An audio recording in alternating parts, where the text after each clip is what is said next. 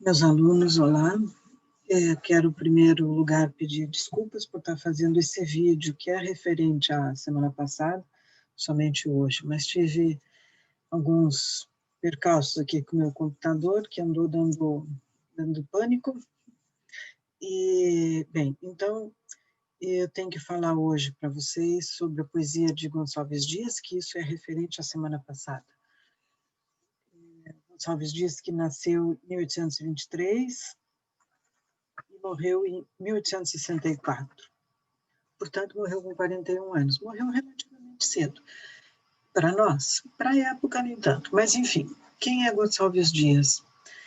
É, sem dúvida nenhuma, o grande realizador da poesia romântica no Brasil, ou aquele que primeiro tem, de fato, a compreensão do que significa fazer poesia e poesia romântica aqui no Brasil. É um poeta bastante, aparentemente muito simples, mas muito, muito, muito culto. Então, vocês podem procurar opiniões, por exemplo, como a de Manuel Bandeira, que era um grande afeiçoado da poesia de Gonçalves Dias, e outros tantos, né? Na verdade, eu não cheguei a colocar, eu acho, uma bibliografia especializada ou específica para vocês. Prometo que farei isso ainda hoje, se possível. Mas há uma série de ensaios e de livros sobre a poesia do Gonçalves Dias. Nós, evidentemente, porque é um encontro muito rápido, é um momento muito rápido, né, para falar longamente sobre a poesia do Gonçalves Dias, mas é um poeta de, vamos dizer assim, o primeiro grande poeta brasileiro. Brasileiro porque já é Brasil, né? Não é mais colônia. E ele tem uma importância muito grande, não só porque ele era bom versejador, ele entendeu bem o espírito do romantismo, a relação, né, como o romantismo se constrói, mas ele foi um grande realizador, especialmente da poesia indianista. E aí que ele alça um patamar muito grande, porque ele vai tratar da questão do índio. Aliás, ele era descendente de indígenas do Maranhão, mas ele vai tratar da questão do índio não só com respeito, como também com um pouco de conhecimento de causa, ainda que muita coisa pareça fantasiosa. Mas o que é mais interessante de ressaltar na poesia dele? Ele vai falar do índio, o que a gente chama de índio pré-cabralino, ou seja, o índio, a figura do índio, aquilo que se imaginava sobre a figura do índio antes da chegada de Cabral. Então, vamos dizer assim, que o índio no seu habitat natural, dentro da sua cultura natural. Essa era a ideia. Se isso realmente aconteceu, vocês podem se perguntar, não aconteceu. Não aconteceu, quer dizer, aconteceu literariamente, aconteceu ficcionalmente, mas não aconteceu em termos de etnografia, por exemplo, ou de realidade propriamente dita.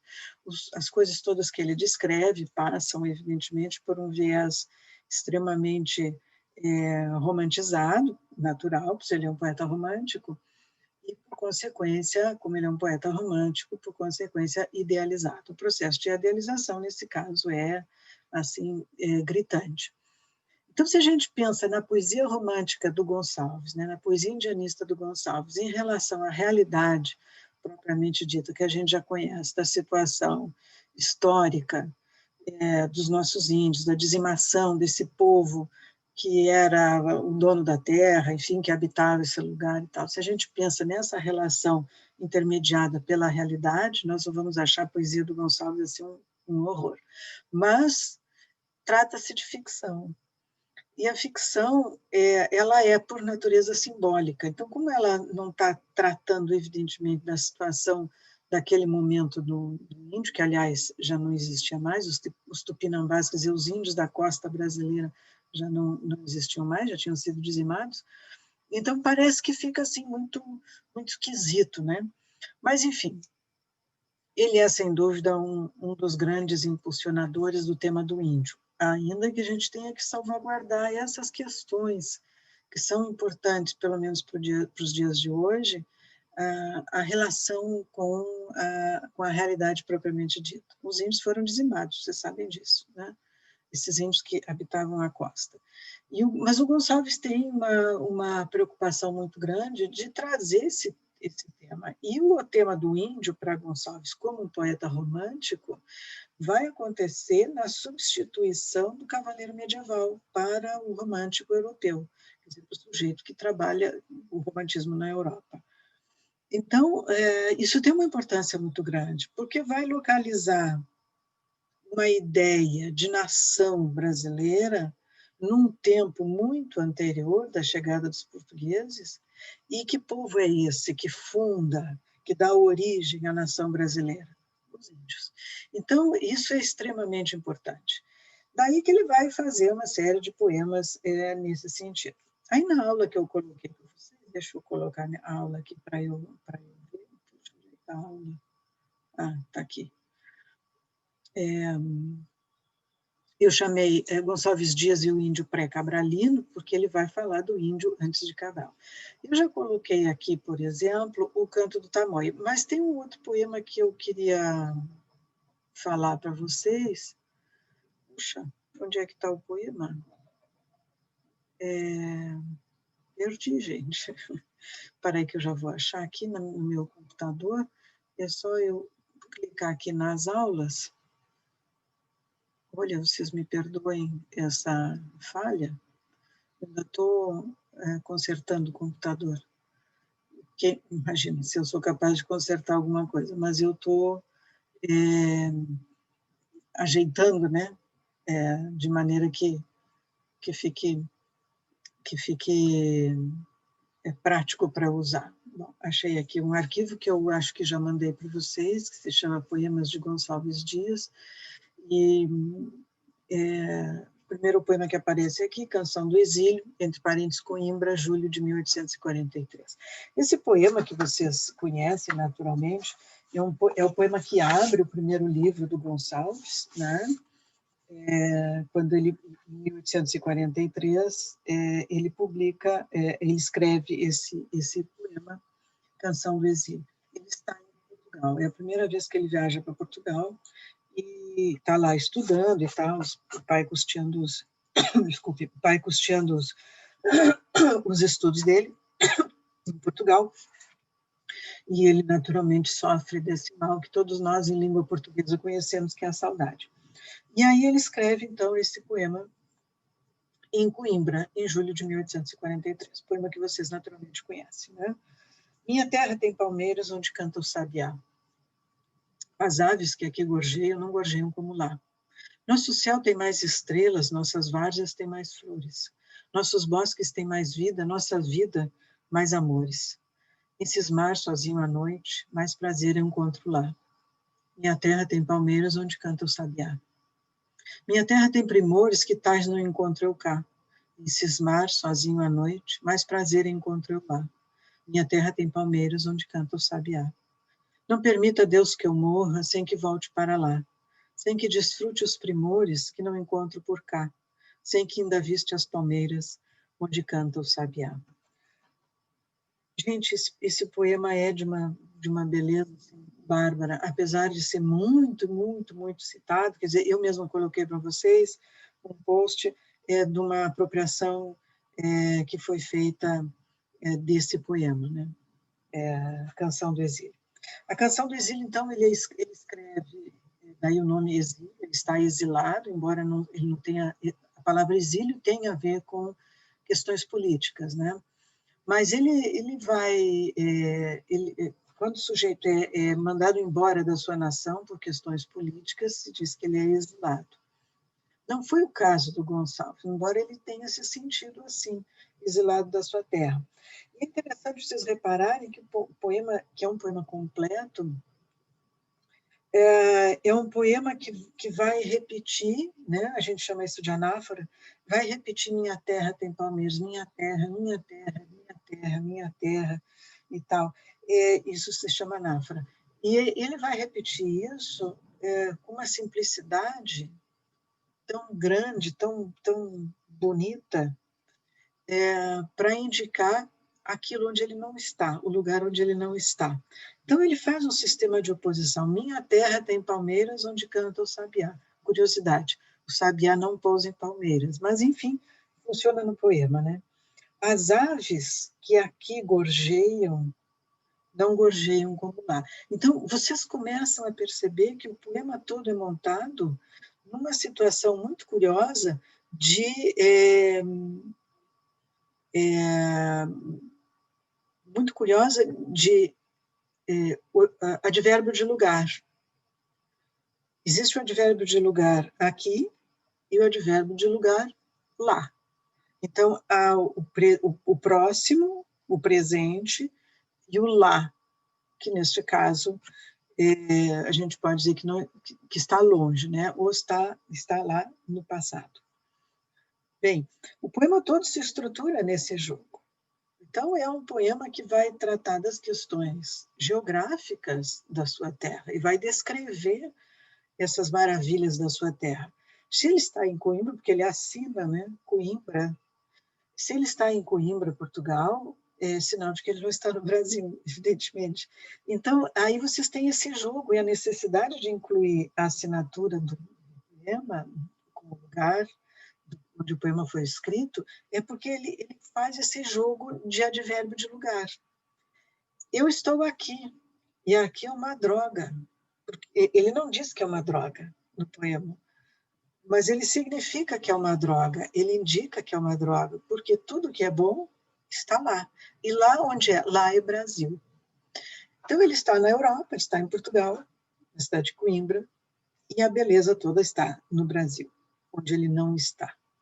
Daí que ele interpõe isso. E por essas questões, nessas circunstâncias todas, nesse desenho geográfico que ele faz, do lá, que é uma maravilha, ele vai mencionar a vegetação, o reino vegetal, o reino animal e o reino mineral. Então, vocês vejam que inteligência poética ele faz isso. Assim, ele sucintamente ele fecha uma ideia de nação. Então, minha terra tem palmeiras onde canta o sabiá. As aves que aqui em Portugal gorjeiam, não gorjeiam como lá. Não é que as aves cantem, elas gorjeiam. Gorjear é cantar maviosamente, maravilhosamente. Nosso céu tem mais estrelas, nossas várzeas têm mais flores. Vejam que ele passa da primeira pessoa da primeira pessoa do singular, minha terra, para a primeira pessoa do plural. Nosso céu tem mais estrelas, nossas várzeas têm mais flores, nossos bosques têm mais vida, nossa vida mais amores. Então, é a visão do paraíso, né? É aquilo tudo que eu tinha quando estava lá, é a visão do paraíso. E assim ele vai no poema todo, né? Mas há um interregno nisso muito interessante, que é típico do romantismo. Quer dizer, o romantismo, eu já falei para vocês, o romantismo é o espaço da formação da identidade e da formação do indivíduo. Então, minha terra... desculpem, meu gato tá chamando por aqui. Na terceira estrofe, que é muito sintomática, que vai repetir depois na quarta, ele diz: em cismar sozinho à noite, mais prazer encontro eu lá. Minha terra tem palmeiras onde canta o sabiá. Ele repete isso, né? Adiante, na outra estrofe, ele diz: minha terra tem primores que tais não encontro eu cá. Em cismar sozinho à noite, mais prazer encontro eu lá. Minha terra tem palmeiras, onde canta o sabiá. Esses versos, especialmente esse verso, em cismar sozinho à noite, é de uma redundância bárbara. Mas, em termos literários, é a essência do poetar, do ato poético. Em cismar, quem cismar significa, nesse contexto, ficar pensando sobre, isso é cismar. Então, em cismar à noite é o momento em que a gente está só. Então, vejam, eu estou cismando. Vou ter que abrir a janela, um minutinho.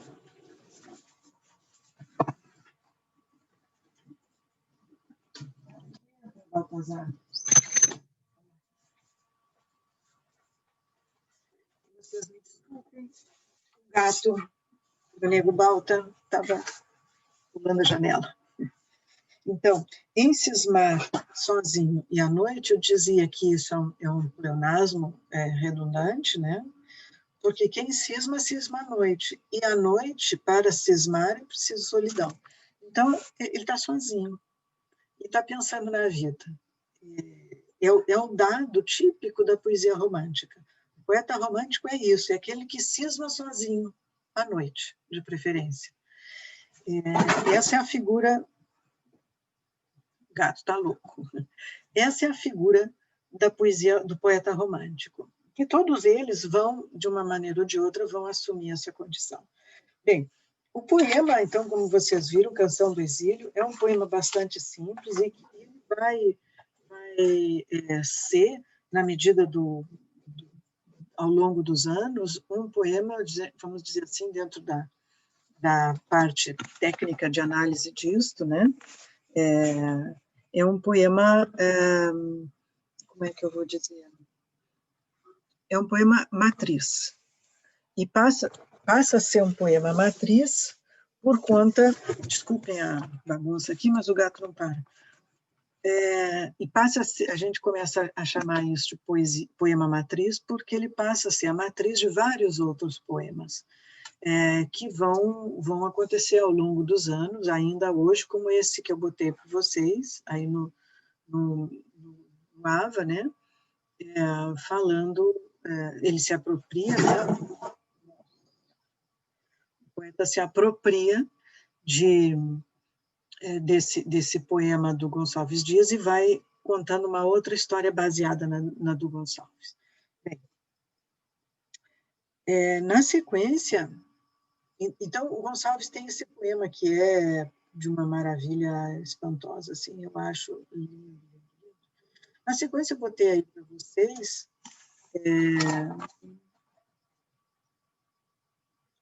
Só um minutinho, gente, que eu vou ter que... Bem, acho que deu tudo certo. Botei o gato no lugar. Que eu estava falando para vocês, que esse gato já me tirou a concentração. Bem, o Gonçalves, então, tem uma poesia de característica, de temática indianista, né? Especificamente indianista, e ele vai criar uma série de poemas com esse tema. Então, eu quero procurar aqui com vocês, já me perdi do poema. Gente, não sei onde eu botei o texto. Aqui, tá. Eu botei aqui na sequência Leito de Folhas Verdes. É um poema muito interessante que, para lê-lo, eu tenho que explicar algumas coisas para vocês. Por que eu botei Leito de Folhas Verdes aqui? Que é um poema eu li feminino. E como isso se dá? Por que Gonçalves faz isso? Ele faz isso em outros momentos também, não só em Leito de Folhas Verdes, mas em outros poemas também. Eu já falei para vocês que o romantismo, ele retoma valores da literatura medieval. E dentro da literatura medieval, por exemplo, que vocês devem conhecer pela literatura portuguesa, as canções de amigo e as canções de amor. As canções de amigo, que são lá no século XII, mais ou menos, né? Com Dom Diniz e Companhia Limitada. As canções de amigos são pequenos poemas, nem tão pequenos, mas são poemas levemente descritivos e tal, cujo eu lírico é no feminino. Você sabe que as mulheres nessa época mal e porcamente eram alfabetizadas, então, que dirá fazer poesia? Faziam, mas de forma escondida, enfim, hoje em dia já está se falando mais sobre isso, mas, de qualquer maneira, a canção de amigo, e a canção de amor, que começa na literatura portuguesa e que vai influenciar essa poesia romântica, né, que tem um caráter medieval, tem essa marca interessante, a canção de amigo. Ela é marcada por um sujeito lírico no feminino. Quem escreve é um homem, naturalmente, mas o poema vai retratar o sujeito lírico feminino. E o Gonçalves retoma essa prática. Ele vai atrás dessa prática para trazer para sua poesia indianista em 1800 e metade, mais ou menos, né? Então, Leito de Folhas Verdes é um poema assim. Vamos ler. Porque tardas, Jatir, que tanto a custo a voz do meu amor moves teus passos. Da noite a viração, movendo as folhas, já nos cismos, desculpem, já nos cimos dos bosques rumoreja. Eu, sob a copa da mangueira altiva, nosso leito gentil cobri zelosa, com mimoso tapiz de folhas brandas, onde o frouxo luar brinca entre flores. O tamarindo, a flor abriu-se há pouco, já solta o bulgari mais doce aroma. Desculpe, já solta o bulgari mais doce aroma. Como prece de amor, como estas preces, no silêncio da noite o bosque exala. Brilha a lua no céu, brilham estrelas, correm perfumes no correr da brisa, a cujo influxo mágico respira-se um quebranto de amor, melhor que a vida. A flor que desabrocha ao romper d'alva, um só giro do sol não mais vegeta. Eu sou aquela flor que espero ainda, doce raio do sol que me dê vida. Sejam vales ou montes, lago ou terra, onde quer que tu vás, ou dia ou noite, vai seguindo após ti meu pensamento. Outro amor nunca tive, és meu, sou tua. Meus olhos outros olhos nunca viram, não sentiram meus lábios outros lábios, nem outras mãos, Jatir, que não as tuas, na arusóia da cinta que me apertaram. Do tamarindo a flor jaz entreaberta, já solta o bulgari mais doce aroma. Também meu coração, como estas flores, melhor perfume ao pé da noite exala. Não me escutas, Jatir, nem tardo acordes, a voz do meu amor quem vão te chama. Tupã, lá rompe o sol do leito inútil, a brisa da manhã sacuda as folhas. Publicado no Últimos Cantos, em 1851. Bem, esse poema e o poema seguinte, que se chama Uns Olhos Verdes, tem esse recorte ou essa presença da poesia medieval. O período medieval, que eu já disse para vocês, que é inspiração para o mundo romântico, né?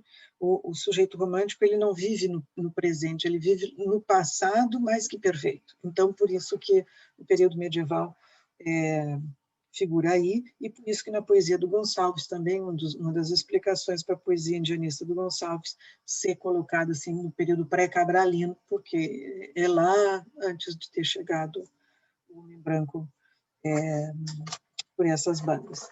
Bem, o que é esse poema? E o que vem aí também, Os Olhos Verdes. Mas Uns Olhos Verdes é escrito no masculino. Esse, poderíamos dizer que é uma corruptela, uma adaptação do poema da Canção de Amigo. Vocês têm uma moça, naturalmente uma índia, né? Uma indígena, poderíamos dizer hoje assim, que reclama do namorado que não veio para o encontro. Eles marcaram um encontro. Porque tardas, Jatir é o nome do rapaz. Porque tardas, Jatir, que tanto a custo a voz do meu amor move os teus passos. Então, há uma descrição interessante de que essa moça marcou um encontro com o seu namorado, Jatir. Ela vai para a mata, né? Não é o mato é depreciativo, ela vai para a mata, para a floresta, e prepara um leito, diz o título, leito de folhas verdes. Ela recolhe folhas, coloca no chão, a moda de um leito, né, onde eles terão uma noite de amor. E tudo acontece, ela está lá, prepara as coisas todas, ela chama por ele, tal, e ele não vai. Então, é um poema interessante, só trouxe aqui para mostrar para vocês esse recurso da literatura medieval presente na literatura romântica. Vocês vejam que a Canção de Amigo é 1200 e coisinha, e nós estamos aqui em 1800 e metade, né? Então, há um espaço de tempo, quer dizer, há uma diferença temporal bastante considerável. No poema seguinte, Os Olhos Verdes, essa presença da influência da literatura medieval está não só aqui na citação de Camões, né, antes do poema, mas no estribilho que ele vai usar. São os olhos verdes, verdes os olhos de verde mar, quando o tempo vai bonança. Uns olhos cor de esperança, uns olhos porque morri, que ai de mim, nem já sei qual fiquei sendo depois que os vi. Como duas esmeraldas, iguais na forma e na cor, tem luz mais branda e mais forte, diz uma vida, outra morte, uma loucura, outra amor, mas ai de mim, nem já sei qual fiquei sendo depois que os vi. São verdes da cor do prado, exprimem qualquer paixão, tão facilmente se inflamam, tão meigamente derramam fogo e luz no coração, mas ai de mim, nem já sei qual fiquei sendo depois que os vi. São os olhos verdes, verdes que podem também brilhar, mas não são de um verde embaçado, mas verdes da cor do prado, mas verdes da cor do mar. Mas ai de mim, nem já sei qual fiquei sendo depois que os vi. Como se lê num espelho, pude ler nos olhos seus. Os olhos mostram a alma, que as ondas postas em calma também reflete os céus. Mas ai de mim, nem já sei qual fiquei sendo depois que os vi. Dizei vós, ó meus amigos, se vos perguntam por mim, que eu vivo só da lembrança de uns olhos cor de esperança, de uns olhos verdes que vi. Que ai de mim, nem já sei qual fiquei sendo depois que os vi. Dizei vós, triste do bardo, deixou-se de amor finar. Vi uns olhos verdes, verdes, uns olhos da cor do mar. Eram verdes sem esperança, davam amor sem amar. Dizei-o vós, meus amigos, que ai de mim, não pertenço mais à vida depois que os vi. Lindo poeminha. Eu acho lindo essa maneira de arredondar o poema, né? Então, vocês têm aqui, que é típico dessa poesia da Idade Média, essa coisa do estribilho, quer dizer, um verso mais compridinho, um verso pequeno, um verso comprido, um verso pequeno, e sempre essa rima em i. E ele vai usar o pronome mi, em vez de mim. Já não se usava mi, então, mas mi é lá do português arcaico. Bem, aí para falar dessas questões do amor. Agora eu trouxe para vocês Canção do Tamoio, que tem um subtítulo chamado Natalícia, e eu acho um poema assim, muito, muito representativo, porque coloca justamente essa visão valorativa, eu diria que hipervalorativa, sacralizante, inclusive, sobre o elemento indígena. Canção do Tamoio é um poema que faz referência aos índios tamoios, que foram dizimados rapidinho, né? Viviam nas Alagoas, né? Alagoas, no estado de Alagoas. E ele tem o subtítulo de Natalícia, Natalícia é Nascimento, né? Canção para o Nascimento. Então, ele está cantando o nascimento de alguém. Não chores, meu filho, não chores, que a vida é luta renhida, viver é lutar. A vida é combate, que os fracos abate, que os fortes, os bravos, só pode exaltar. Um dia vivemos. O homem que é forte não teme da morte, só teme fugir. No arco que entesa, tem certo uma presa, quer seja tapuia, condor ou tapir.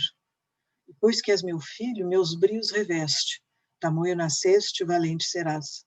Sê duro guerreiro, robusto, fragueiro, brasão dos tamoios na guerra e na paz. Teu grito de guerra retumbe aos ouvidos de migos transidos por vil comoção. E tremam de ouvi-lo, pior que o sibilo das setas ligeiras, pior que o trovão. Porém, se a fortuna, traindo teus passos, te arroja nos laços do inimigo falaz, na última hora teus feitos memora, tranquilo nos gestos, impávido, audaz, e cai como o tronco do raio tocado, partido, rojado por larga extensão. Assim morre forte, no passo da morte, triunfa, conquista, mais alto brasão. As armas ensaia, penetra na vida, pesada ou querida, viver é lutar. Se o duro combate os fracos abate, aos fortes, aos bravos, só pode exaltar. Gente, eu acho isso de uma beleza assim fantástica. Sonoramente é um poema muito forte. E metricamente ele é escrito em redondilho menor. O redondilho menor é um verso de 5 pés. Então vocês contam tum, tum, tum. Por exemplo, as armas ensaiam, penetra na vida. Então, esse verso de 5 pés é um verso sincopado. Vocês não têm outra maneira de ler. Ele não deixa. A maneira como ele distribui a sílaba átona com a sílaba tônica e fechando na sílaba tônica nos cinco pés, ou seja, 5 sílabas poéticas, vocês não têm como ler diferente isso. E essa leitura tem um movimento, tem uma, como é que eu posso dizer, uma cadência específica que é típica do mundo masculino e do mundo militar, da rigidez militar. Tan, tan, tan, tan, tan, tan, tan, tan, tan, tan, tan, tan. Então, os redondilhos, normalmente, o de 5 e o de 7, são redondilho porque ele é sempre redondo, né? Faz essa volta. Sempre são vinculados a essa coisa belicosa. Então, vocês têm um poema que se diz, cujo título é Natalícia, de nascimento, e já começa com uma ordem, né, com um imperativo. Não chores, meu filho, não chores, que a vida é luta renhida, viver é lutar. A vida é combate que os fracos abate, que os fortes, os bravos, só pode exaltar. É uma criança que acaba de nascer, cujo pai lhe diz isso. Não chores, meu filho. Então, é a exaltação da coragem, da bravura, da honra, da dignidade e da capacidade guerreira desses índios. Um dia vivemos. O homem que é forte não teme da morte, só teme fugir. Um arco que entesa, puxa o arco, né? Tem certo uma presa, quer seja tapuia, condor ou tapir, que são animais. E pois que és meu filho, meus brios reveste. Quer dizer, se tu és meu filho, já que tu és meu filho, tu tens que ser como eu. Tamanho nasceste, valente serás. Sê duro guerreiro, robusto, fragueiro, brasão dos tamoios, na guerra e na paz. Tens que ser um exímio representante da nossa raça.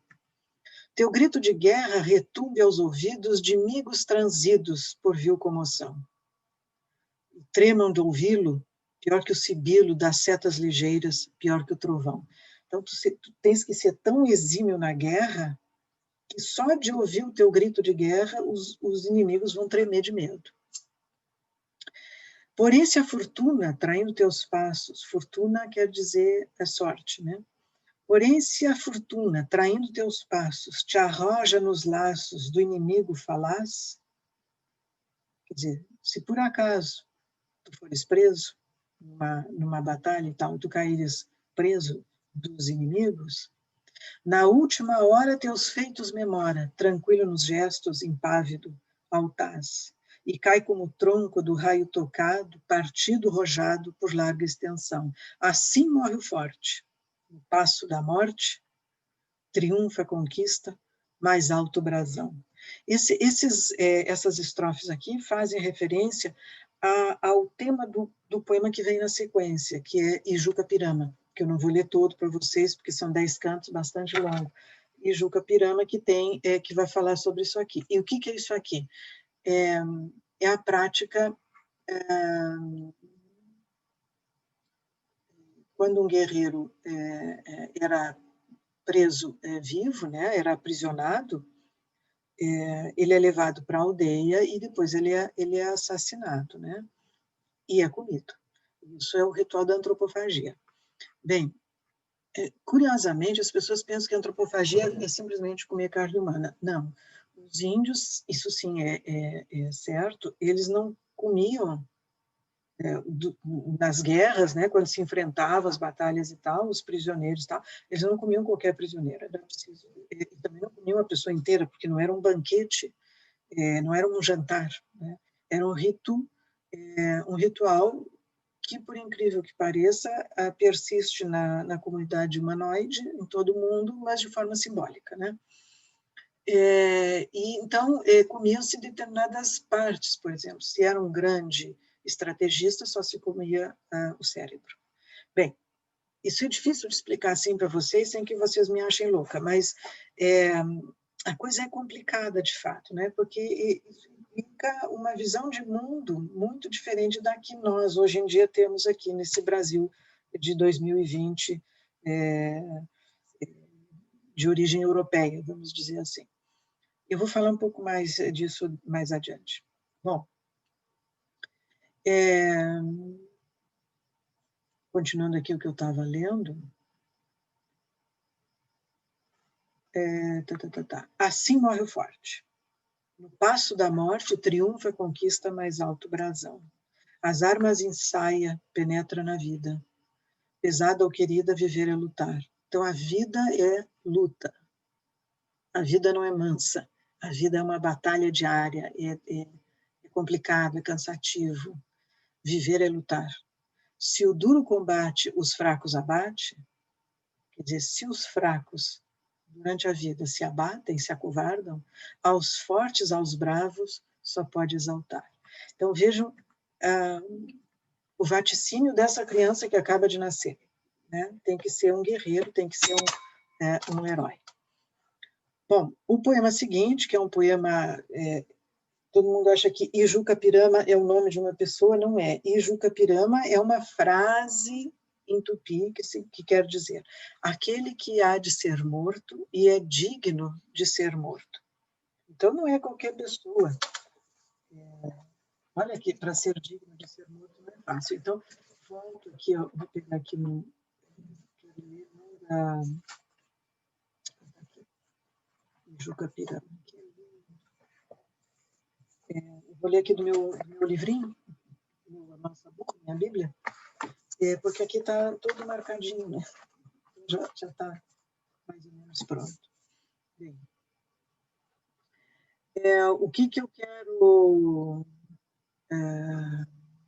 estou achando vocês aqui. O que eu quero ler desse poema? O que eu quero dizer sobre esse poema? Voltando ao título. Aquele que há de ser morto e é digno de ser morto. Não basta ser morto, tem que ser digno de ser morto. Então, esse longo poema vem mais ou menos para explicar esse que eu acabo de ler com vocês, que é a Canção do Tamoio. São 10 cantos, então é um poemeto épico, interessante porque já não se fazia mais poesia épica nesse momento, mas o Gonçalves vai lá atrás e recupera isso, né? Então é um poemeto épico, 10 cantos, em cada canto, cada parte desse poema, que é um canto, ele vai modificar tecnicamente a sua poesia, ele vai mudar o tom da poesia, dependendo daquilo que ele está falando. Então, no canto primeiro, vocês têm os versos mais compridos, vocês podem acompanhar aí, vocês têm os versos mais compridos, vamos dizer assim, mais, entre aspas, normalzinho, né? No meio das tabas de amenos verdores, cercados de troncos, cobertos de flores, alteiam-se os tetos da altiva nação.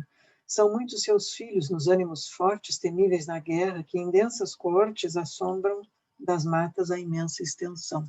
E aí vai. Então, esse primeiro canto há um narrador, como todo épico, né? Há um narrador poético, e ele está localizando o espaço, está contando que lugar é esse, né? E dentro desse espaço que ele está contando, tem, então, no meio desse lugar, dessa taba e tal, ele localiza um sujeito esquisito. E na 1, 2, 3, 4, na quinta estrofe, ele diz: quem é? Ninguém sabe, seu nome é ignoto, sua tribo não diz. De um povo remoto, descende por certo de um povo gentil. Assim, lá na Grécia, ao escravo insulano, tornavam distinto do vil muçulmano as linhas corretas de nobre perfil. Ele vai misturar aqui essa coisa grega, mas, enfim, esse paradigma, né, do guerreiro que é grego, no Ocidente, né? O inventor do guerreiro são os gregos. da figura de um guerreiro. Bem, no segundo canto, ele já vai falar do ritual que se preparam, onde se preparam o banquete da antropofagia, né? Quer dizer, o sujeito foi preso numa batalha, ficou preso, caiu prisioneiro, e era um guerreiro forte e tal, então eles vão fazer o sacrifício canibal, né? Desculpe, antropofágico. E vão preparar esse guerreiro. E então começa o festim, né? Em fundos vasos da alvacenta argila ferve o cauim é cachaça. Enchem-se as copas, o prazer começa, reina o festim. E aí vem toda... Vocês vejam que muda a estrutura do poema. Já é um outro ritmo, né, do poema. E vem com esse verso quebrado, como eu mostrei para vocês no outro lá, de origem medieval, né, dos olhos verdes, vem com esse verso quebrado, um verso comprido, um verso pequeno, um verso comprido, um verso pequeno. Isso cria um ritmo específico, né? Então, eles estão preparando lá a festança toda para o ritual. E, a partir daí, começam as coisas, né? No canto terceiro, então, os índios lá se posicionam e apresentam o prisioneiro, e o prisioneiro, que é um outro índio, tem que fazer o seu canto, tem que dizer quem ele é, tem que se apresentar aos demais e dizer que ele não é pouca coisa.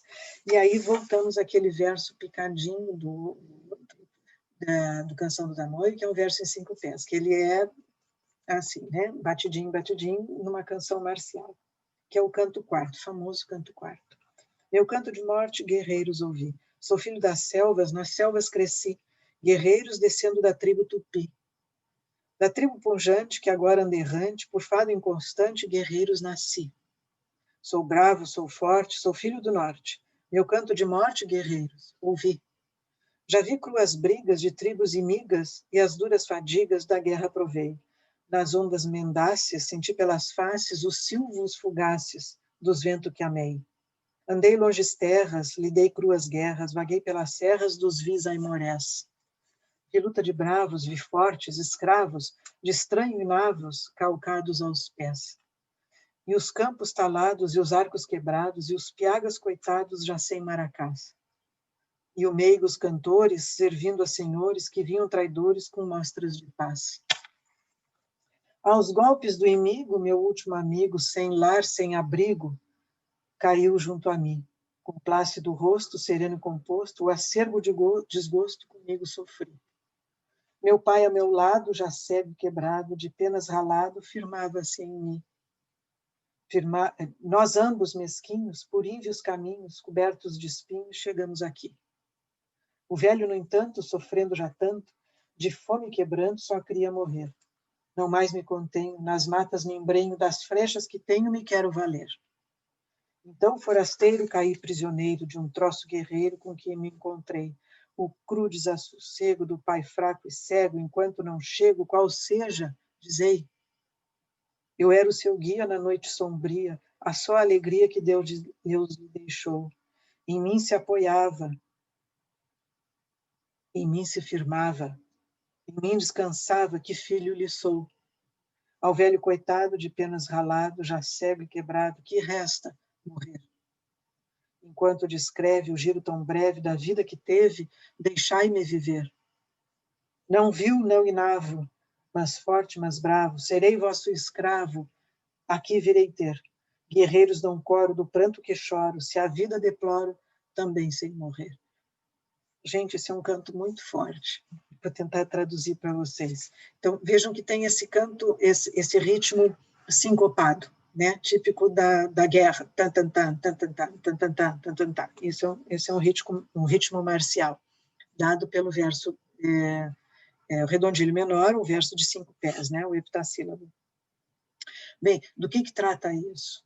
O sujeito vai fazer para os seus algozes, né, o seu canto de morte. Então, no ritual da antropofagia, o prisioneiro, quando vai se efetivar a antropofagia, ele participa de um festim, ele come, se diverte, tal, e chega um dado momento, ele tem que fazer o seu canto de morte. E esse é o canto de morte desse guerreiro, que foi preso numa batalha. E o que ele diz? Ele diz que ele é forte, que ele é um guerreiro, coisa e tal, tal. Mas ele tem um pai muito velho. E esse pai muito velho precisa dele. Então, qual é a proposta dele? Ele volta para o pai dele, cuida do pai dele até o pai dele morrer, e depois então ele vem, se entrega para morrer. No processo esse, no rito, né, da antropofagia. Aí, o que diz o chefe? Soltai-o, diz o chefe. Pasma a turba. Os guerreiros murmuram. Mal ouviram, nem pôde nunca um chefe dar tal ordem. Brada a segunda vez, com voz mais alta. Afrouxam-se as prisões, a Embira cede. A custo sim, mas cede. O estranho é salvo. E aí vai, né, no canto quinto, tem uma parte do canto quinto que ele vai colocar um verso num modo de diálogo, né? Então, se vocês acompanharem mais aí adiante, diz assim: Timbira, diz o índio enternecido, solto apenas dos nós que o seguravam. És guerreiro ilustre, um grande chefe. Tu que assim do meu mal te comoveste, nem sofres que transporta a natureza. Com os olhos onde a luz já não cintila, chore a morte do filho pai cansado, que somente por seu eu na voz conhece. Responde o chefe. És livre, parte. E ele responde, o guerreiro, e voltarei debalde, diz o chefe. Debalde quer dizer, imagina, não precisa. Sim, voltarei morto meu pai. Não voltes. É bem feliz se existe em que não veja que filho tem, qual chora. És livre, parte. Acaso tu supões que me acobardo, que receio morrer? Responde o chefe. És livre, parte. Ora, não partirei, quero provar-te que um filho dos tupis vive com honra e tarará. Aí o que diz o chefe? Mentiste que um tupi não chora nunca, e tu choraste. Parte. Não queremos com carne vil enfraquecer os fortes. E aí vai o canto e tal. Vocês entenderam? O cara foi preso. Ele diz assim, pai, não me matem agora. Não me matem agora, porque eu tenho um pai velho, e esse meu pai velho está precisando de mim. O cara é velho, cego e tal, e eu estou aqui, vou morrer, o velho vai morrer também. Então, vocês, por favor, não me matem agora. Eu vou esperar ele morrer, quando ele morrer, eu volto e me entrego e vocês me comem. É mais ou menos isso que o cara disse. Né?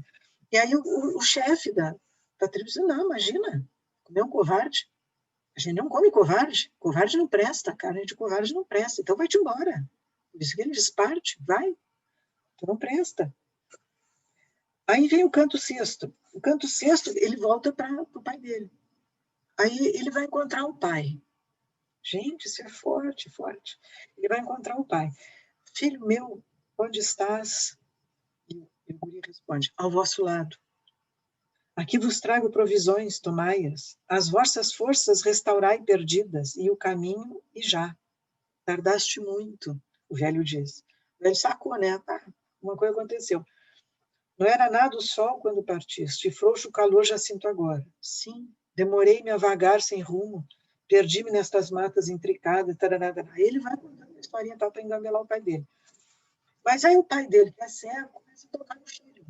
E ao tocar no filho, ele vê que o filho está com umas coisas esquisitas, assim, que são os trajes típicos do elemento sacrificial, né?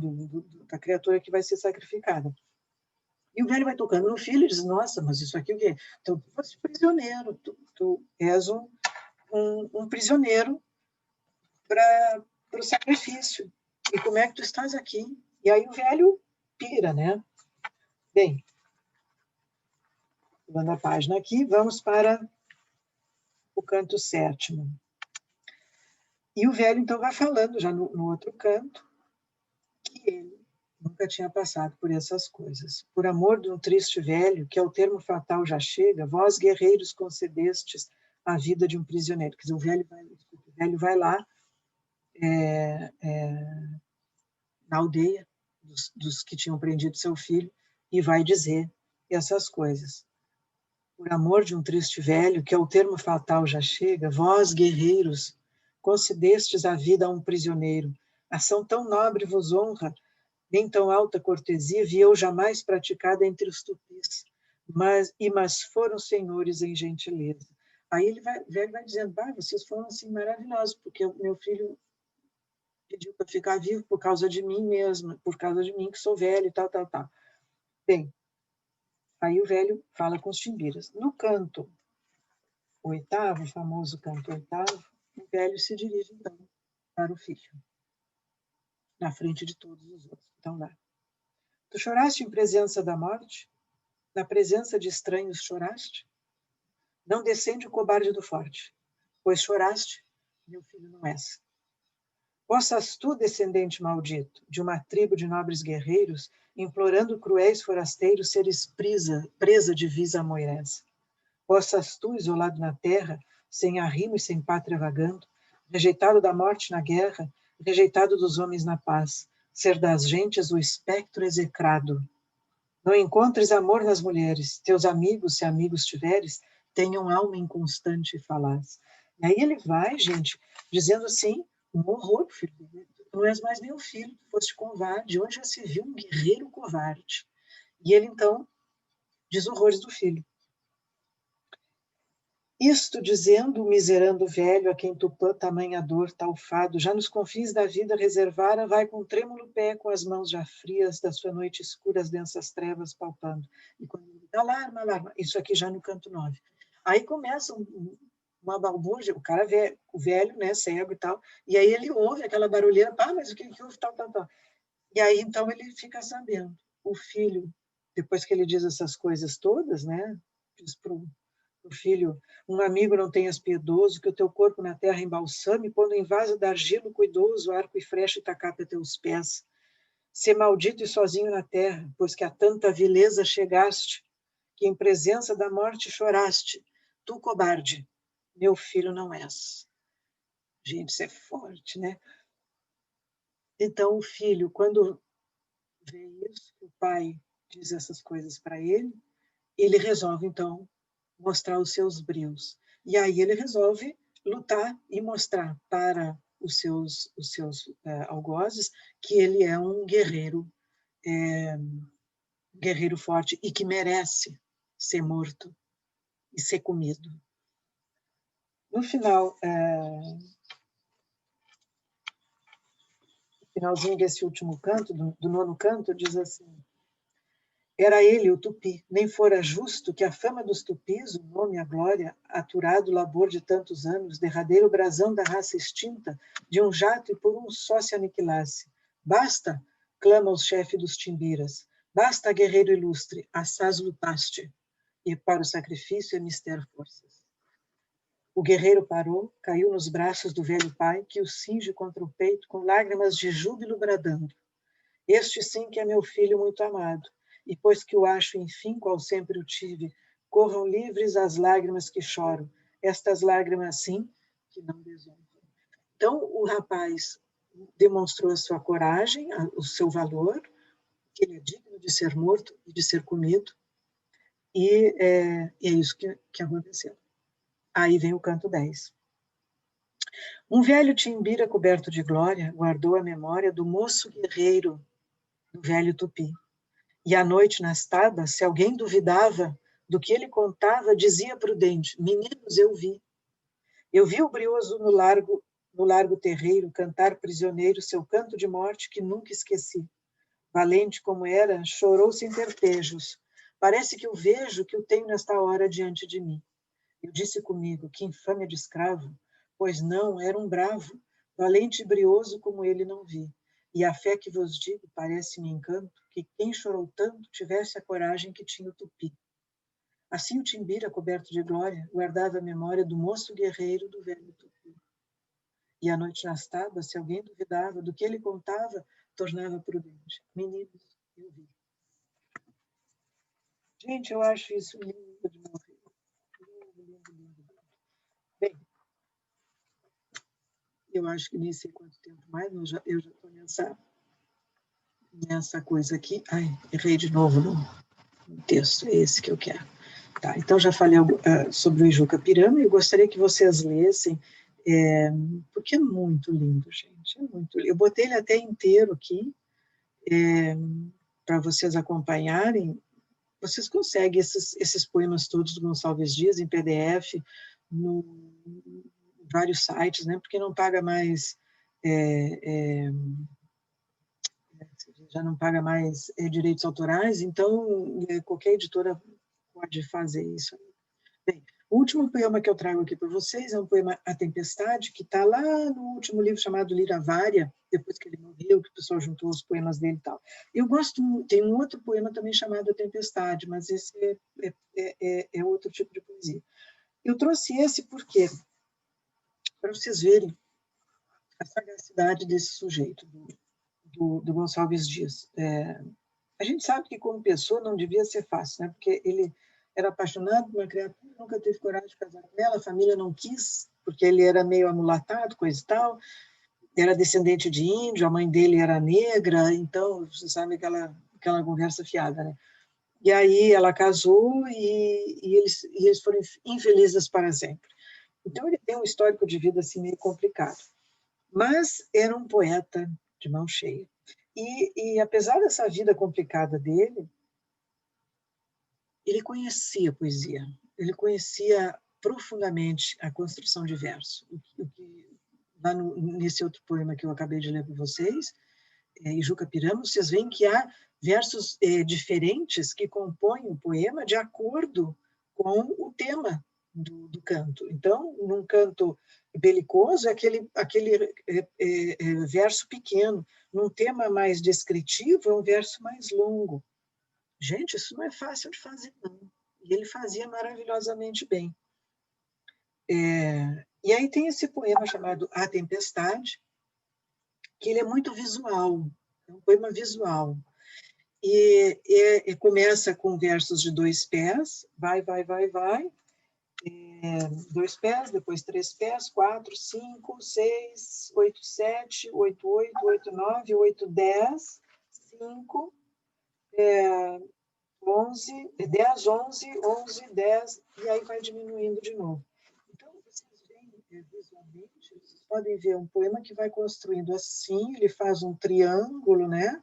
Aí ele repete esse triângulo, essa última estrofe comprida e vai diminuindo. É a formação de uma tempestade. A formação, a tempestade e a morte da tempestade. Então, ele é um poema visual, ele é um poema que é feito para se ver o poema, impresso na página. Eu tentei fazer isso aqui, mas não consegui. Então, se vocês procurarem em outros livros, vocês vão ver que ele obedece a esse desenho. Por que eu estou dizendo que ele é tão interessante isso? Isso ele faz em 1800 e coisinha. Ele mexe com a forma do poema. Ele estrutura o poema para ser visto no confronto com a página. Ele é um poema desenhado. Ora, isso só vai acontecer, efetivamente, nos anos 50. Não, um pouquinho antes. O modernismo já vem isso, né? Porque o Oswald de Andrade ele arrebenta com esse negócio da forma e tal. Mas o desenho, o Oswald também faz isso, o Oswald de Andrade. Mas essa coisa do desenho passa a ser bem vista e praticada por vários outros poetas a partir de 56, do século XX, né? Com a poesia concreta, em que o desenho da palavra no papel faz parte do poema. Gonçalves já fazia isso. Então, vocês acompanhem aí essa leitura, que é muito interessante. Ó. Um raio, isso é um verso de 2 pés. Um raio fulgura no espaço esparso de luz. E trêmulo e puro se aviva, se esquiva, rutila, seduz. Vem a aurora pressurosa, cor-de-rosa, que se cora de carmim.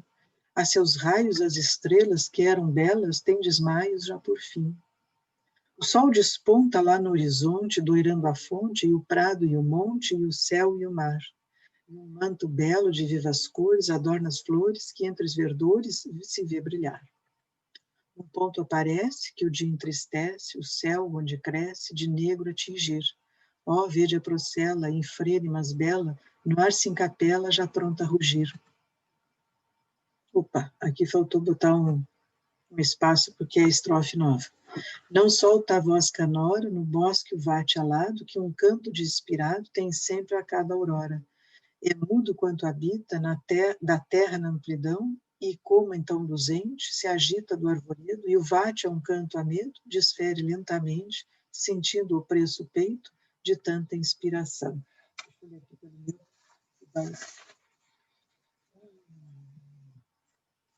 Fogem do vento que rugem as nuvens aurinevadas, como ovelhas assustadas de um fero lobo cerval. Estilham-se como as velas que no alto mar apanha, ardendo na usada sanha, subitâneo vendaval.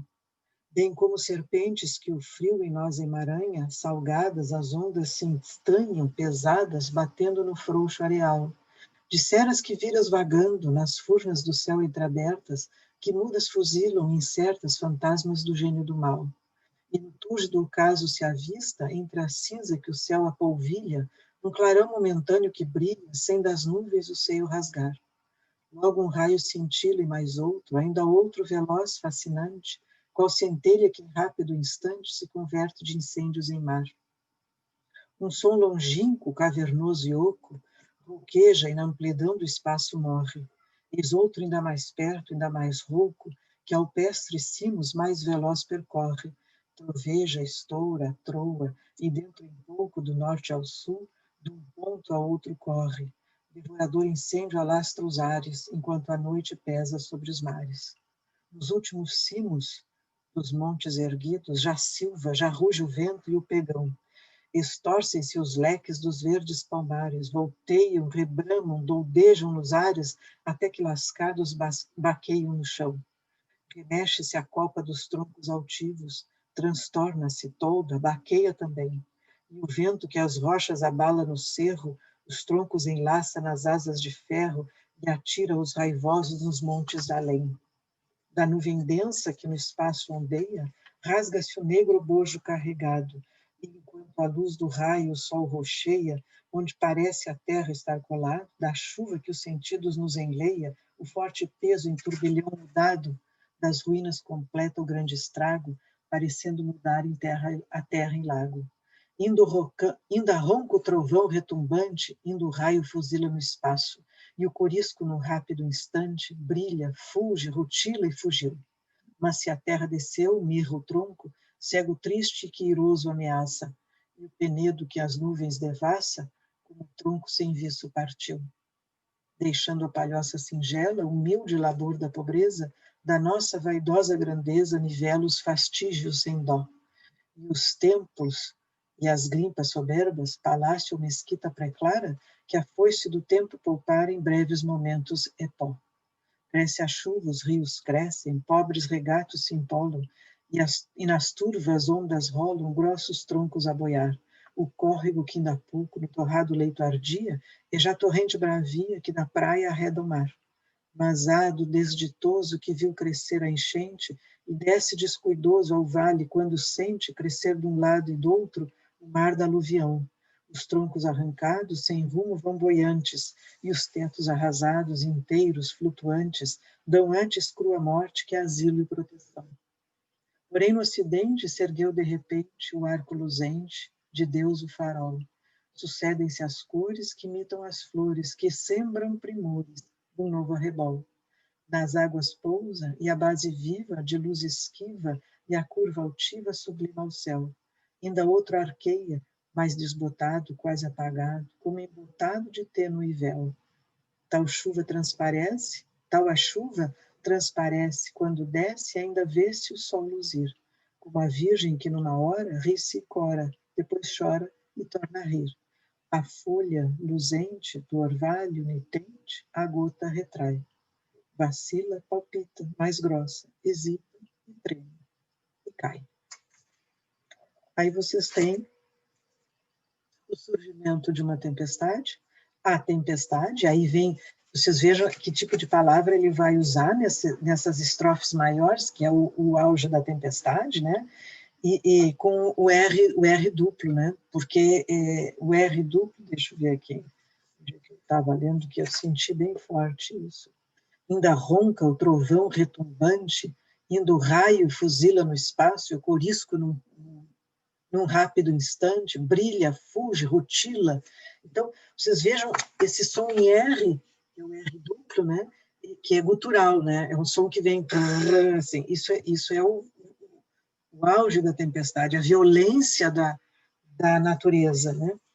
É um poema assim que eu particularmente acho lindíssimo, lindíssimo. Eu acho que foi o último poema que eu botei aqui para vocês.